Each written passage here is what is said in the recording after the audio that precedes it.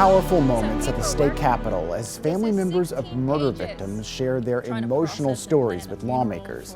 In each case, the accused killers had been jailed for another crime, but were out on bond. Politics reporter Dylan McKim looks at how their stories are boosting calls for bail reform, one of Governor Abbott's emergency items this session. These two women made the drive from Houston to Austin to share their stories of loss. Killed on her way to dinner on Valentine's Day. She was strangled to death. They are part of a group of family members who lost loved ones to someone who was out of jail on bond. According to Houston Crime Stoppers, in the past 4 years, 162 people in Harris County have been killed by someone who was out on 1 or 2 bonds. That's home for April Aguirre and Alexis Nungare, and they want it to change. Can I paint it? April's niece, Arlene, was killed on Valentine's night 3 years ago, shot while in the car with her family.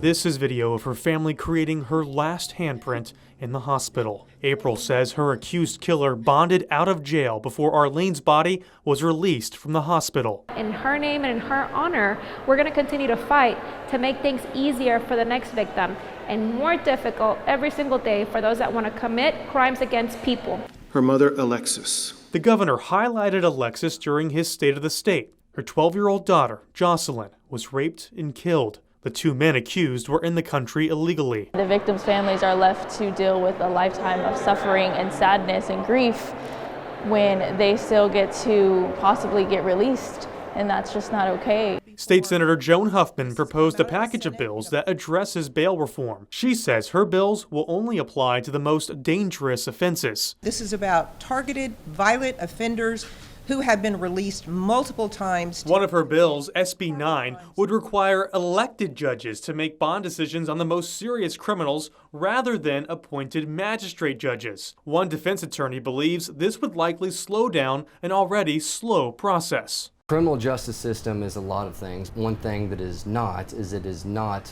fast. If those judges are always having to set bond for these cases, it can further delay having a bond set. This is serious stuff. This is life and death. Lieutenant Governor Dan Patrick says these bills will pass the Senate next week, and he's prepared to play hardball to make sure they become law. We will not leave here until these bills pass the House. Period. Dylan McKim, State of Texas. Lawmakers will also consider 2 proposed constitutional amendments. One would deny bail to people accused of violent or sexual offenses or human trafficking. Another would bar undocumented defendants from receiving bail if they're charged with a felony.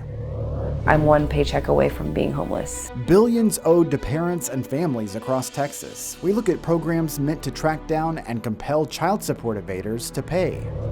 And later, questions about school choice. We hear from parents who support the plan and those raising concerns, what they all want to know.